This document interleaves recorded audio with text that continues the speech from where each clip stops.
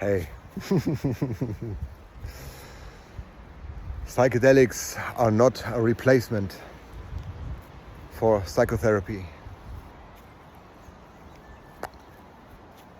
That is a delicate topic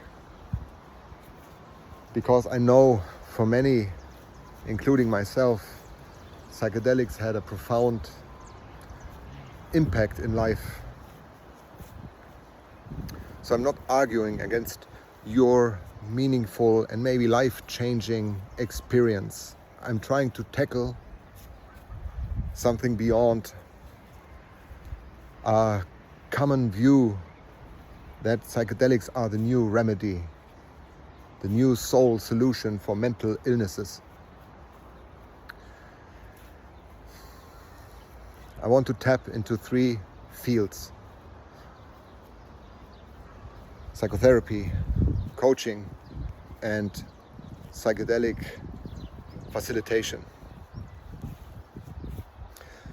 These topics belong all in their own context, but within the statement they come together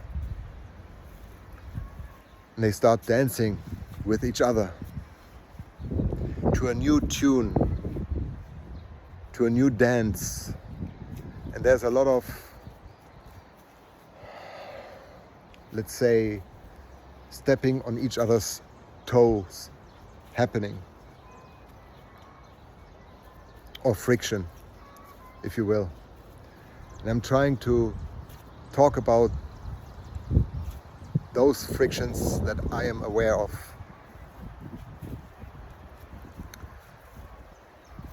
I have been a psychedelic facilitator for almost a decade, and it took me a couple of years to grow out of a healer or shaman complex that I developed in the beginning. And the indigenous people from the Amazon rainforest were very helpful. And I live in Brazil, and Brazil is compared to the rest of the Western world who experienced the psychedelic renaissance 40 years ahead, because ayahuasca and other psychedelics are part of the cultural heritage and are therefore legal since the early 1980s. So the whole New Age healing movement had some time to evolve.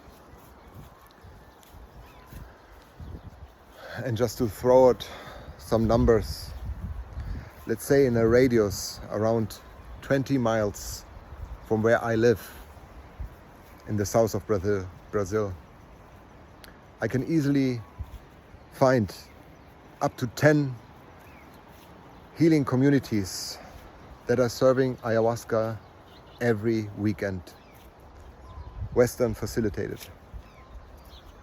Beautiful people.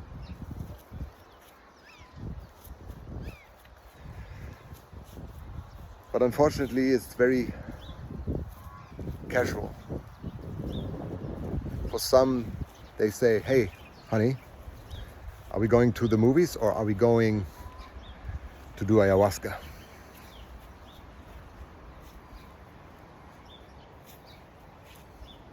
I saw the good, the bad, the ugly. Not want to dive too deep into this, but I have been on ceremonies where facilitators try to induce Christianity to their clients, or participants jumping up, starting kicking other participants in the head, and the facilitators were standing there like, what's going on?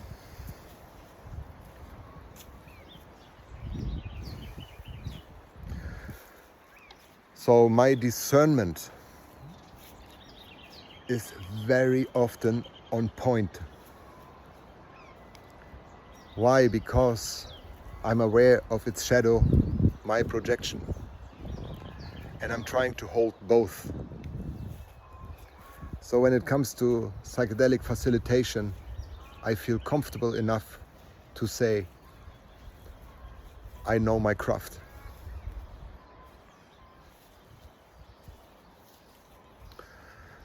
My wife is a clinical psychologist, and that doesn't make me a professional. When I talk about psychotherapy or coaching, I can offer you merely my unprofessional opinion. Keep this in mind.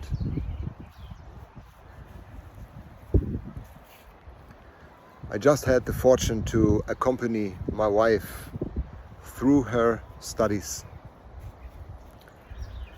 And after years of psychedelic exploration, she decided to go back to university once more and to study psychology in her 30s.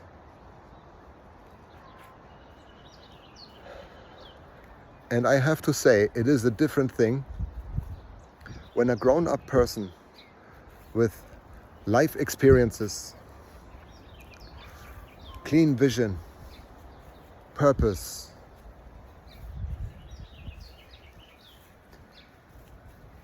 determination and skills studies psychotherapy compared to a fairly young person just dropping into college with their heads full of young people stuff.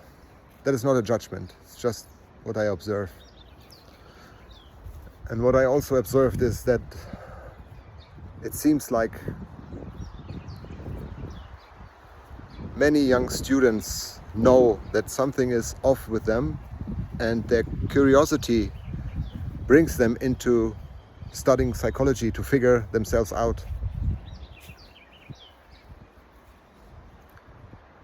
And the minority has a genuine interest in psychology. And I know I'm not the only one who observed this. I also learned that the landscape, the psychotherapeutic landscape is different in the USA than in other Western countries. And it seems like there's a big misunderstanding that, or what a psychologist and a psychiatrist is.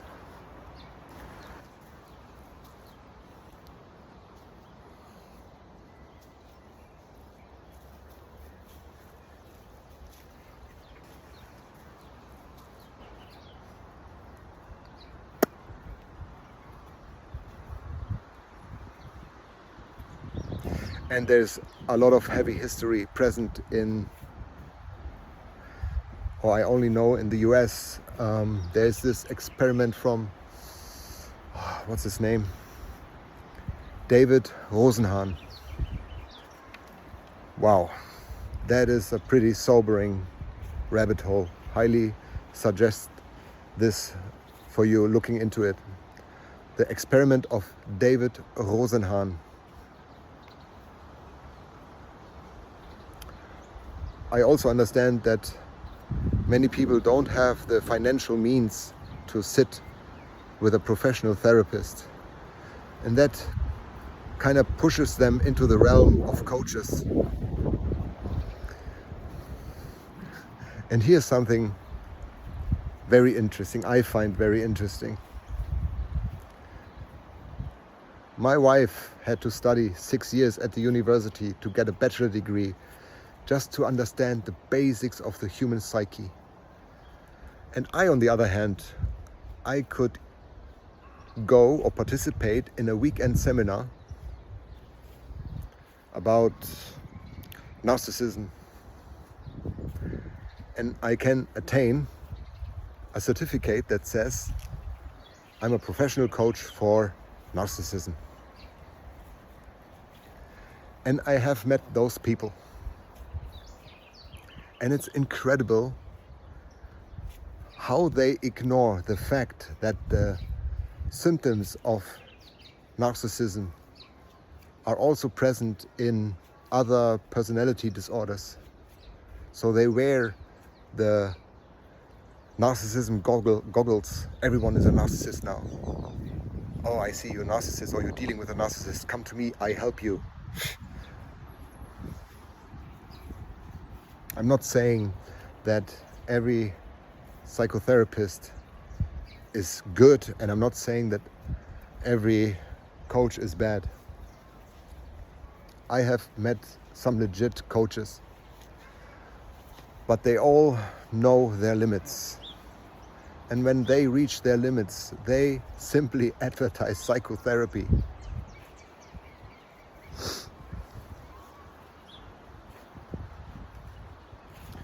So the hype around psychedelics,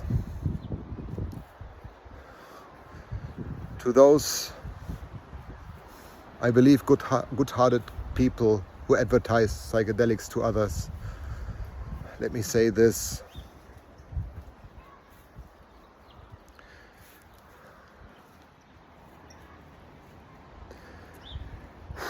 Just because you were able to gain a new perspective through psychedelics with your mommy and daddy issues, because mommy didn't take you in your arms, in her arms enough, or maybe too much, and now through a new vantage point and perspective, you're able to heal. Or with dealing with your burnout, that's another one. Because I hear very often, oh, people who dealt with burnout with psychedelics, and they say, oh, a psychologist only wants to bring you back on track so you can back into the system, you fit back into the system that made you sick in the first place. Wow. Not everyone has the mental resources and the mental structure to hold pain like you do and to work through it like you did. Be careful. Be careful. And I used to bring in an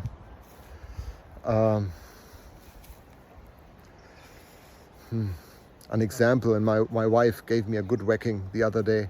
She said, man, be careful what you're saying, because people, they don't hear what, they might misunderstand what you're trying to say. You know, there are mommy and daddy issues, and there are people who have been sexually abused or abused others or have been to war. I have worked with veterans.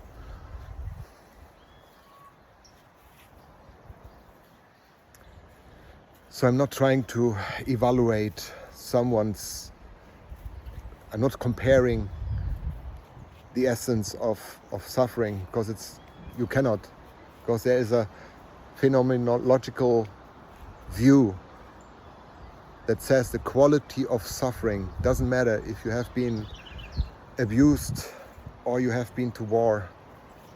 The essence of suffering is the same. But there's another perspective that tackles the architecture of traumas. And some traumas, specifically the ones from war, are more entangled or intertwined with other traumas than mommy and daddy issues. That's what I'm saying.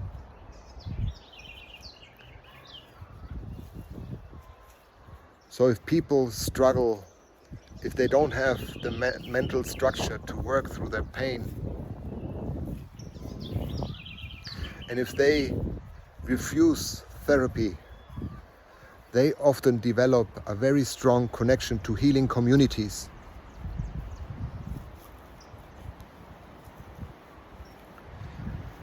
And they overuse psychedelics, they overuse ceremonies, and they call it recreational.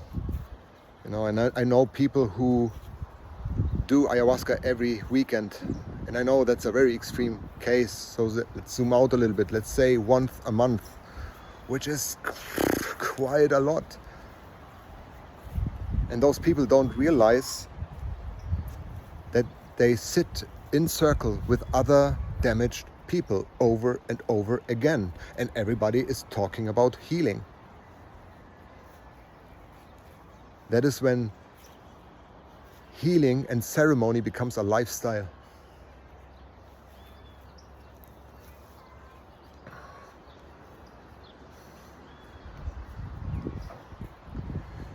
So, and what would healing actually mean? That you eventually depart or part with the healing community.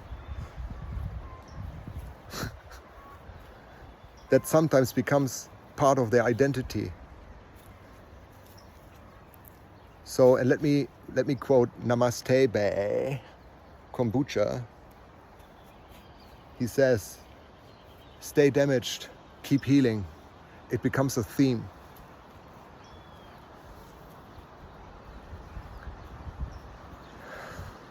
So in many of those people, kind-hearted people, I'm not judging, they develop the urge to go into service,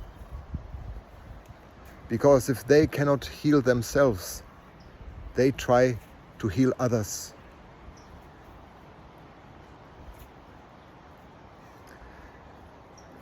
And then you have people like, let's call him Kevin. Kevin with his dreadlocks, serving indigenous medicines, beating the drum, aho here and aho there, haush here, haush there, and is singing an Indian mantra, Om Namah Shivaya. And then everyone is wondering why people come out of a ceremony and calling themselves Shiva or Krishna.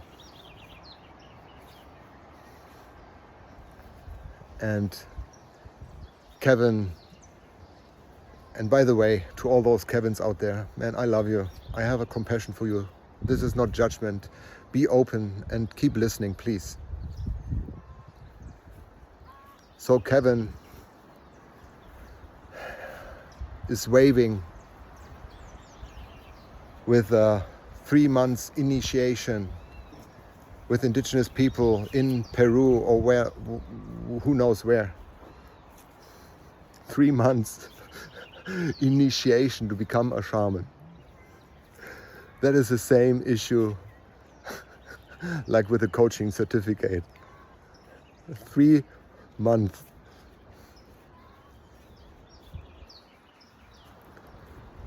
So Kevin operates from a place of the wounded healer.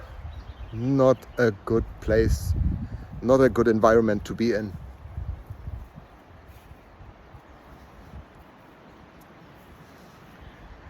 And people like Kevin, they very often feed on external validation.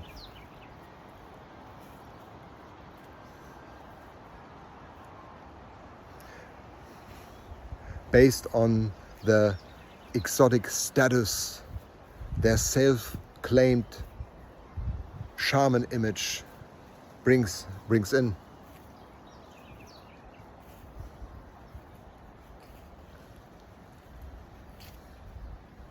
And Kevin is just another conqueror dressed in white. Is covering everything with good intentions to heal the world, with his mission of healing the world. A sharing circle is not enough. A 3 months initiation is not enough. Good intentions are not enough. The way to hell is paved by good intentions.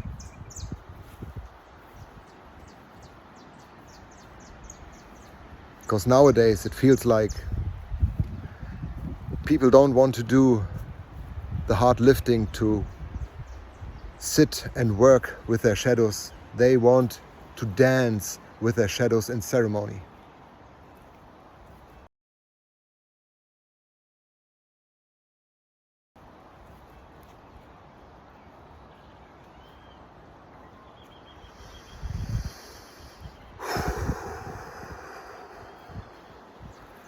Let's take a drift. Let's take a drift to the Western healthcare system. There are some institutions out there who are trying to introduce psychedelics into our society, such as the Imperial College in London. They put a lot of effort, love and thoughts into this, but even they have to navigate through guidelines and scientific frameworks, because science, which is good, science is good, it brings more depth into it.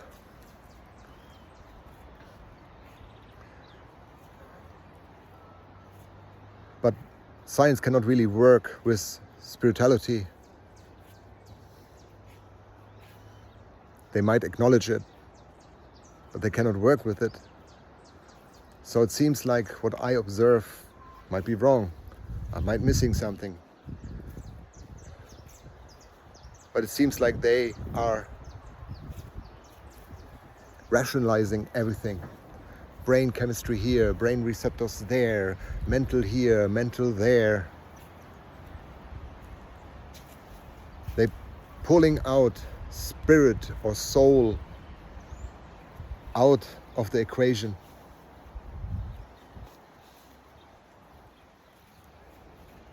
Let's do a little word play here. You know, the word psi, what I understood, means in psychedelics or in psychology is Latin, and it means mind/soul, spirit. Again, spirit, soul out of the equation, and we turn psychedelics into menstelics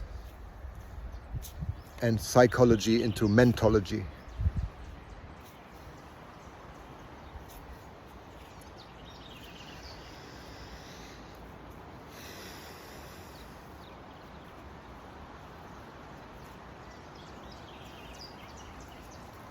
Again, science is good, it brings more depth, but science can quickly become a blanket of ignorance.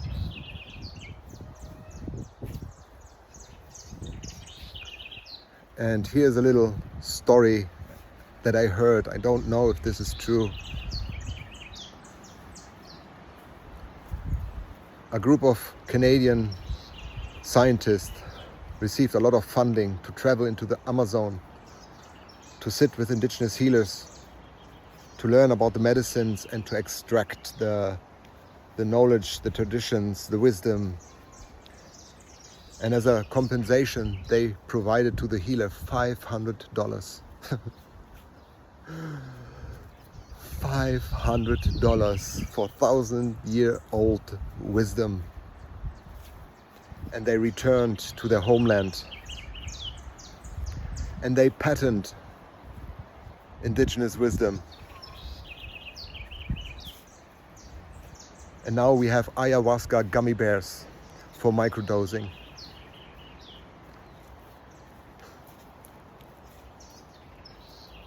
And the indigenous people get $500. And some tribes I know of, they are forced to live under highway bridges. They cannot leave because their ancestors are buried in the ground. And others are pushed out of their reservoir because of illegal gold mining and deforestation. Genocide level, full on daily basis. No one is aware of house here, house there. What about those people? What about their problems? Nobody's talking about it.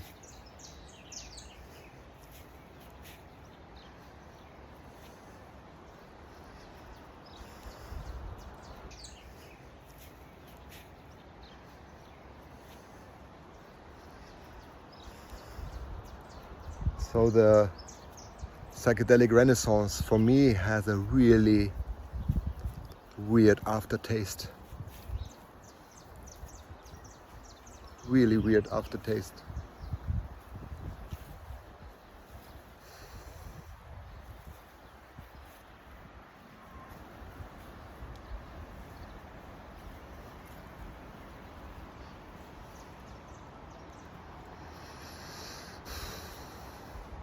So everything I spoke about,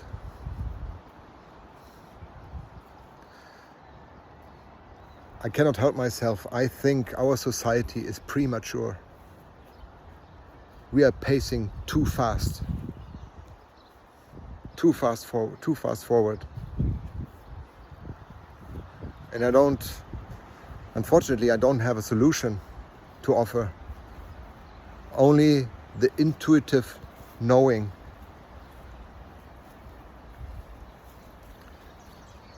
That yes, it's important to introduce psychedelics into our society, and that it's important to fuse them with psychotherapy.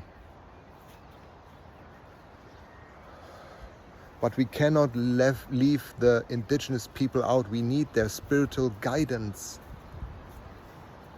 Because here's what I believe. The reason for mental struggle or mental illnesses, or for many, not all of them, but is the spiritual disconnection. That's why we are sick. That's why our society is sick, because we don't have a spiritual connection. And that's what psychedelics are primarily for. Not just mental, spiritually. That's the base you need to tackle first, and then you can keep going with your mind and stuff.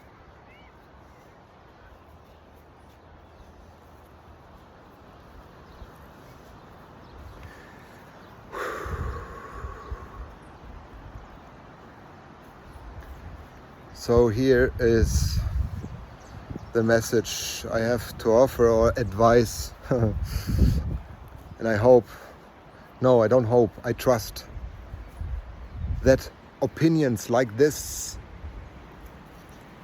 provocative thoughts, that these kind of create a gentle counter pressure. We cannot just do everything into the 5D, but a gentle counter pressure into the well-intended wrongdoing that is going on in the psychedelic renaissance and movement.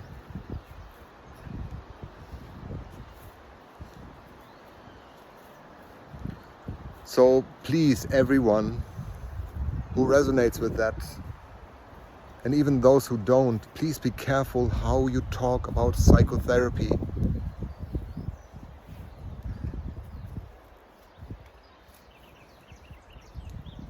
Be careful how you talk about psychedelics. Again, not everyone has the same mental structure and framework and stamina, mental stamina to work through this like you did.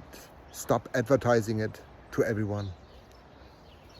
You do more damage.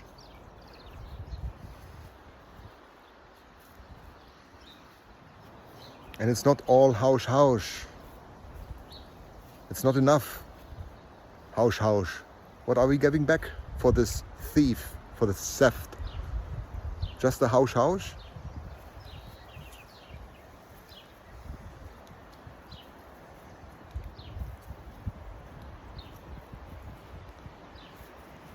And again, if you know a Kevin out there with his dreadlocks, another advice, you be gentle, be understanding for their process. You cannot raise someone's consciousness by calling them an idiot.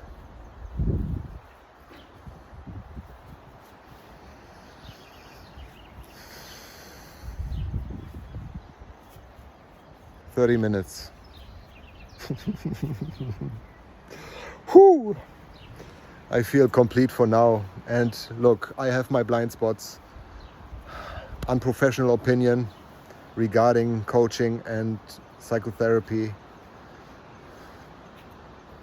I cannot speak for indigenous people. I'm just speaking from the heart and the enthusiasm that rises from the soul. And I invite you to also not become users of the medicine. Don't be just conqueror like everybody else. Be a guardian of the medicines and traditions that don't belong to us. Become a guardian of the medicine and its people.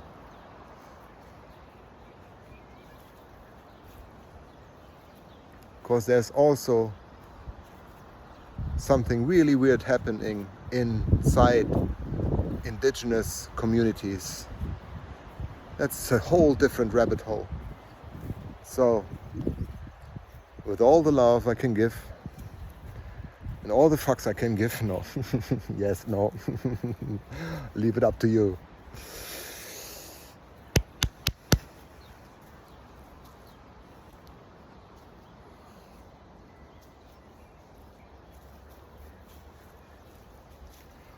Ciao, Kakao.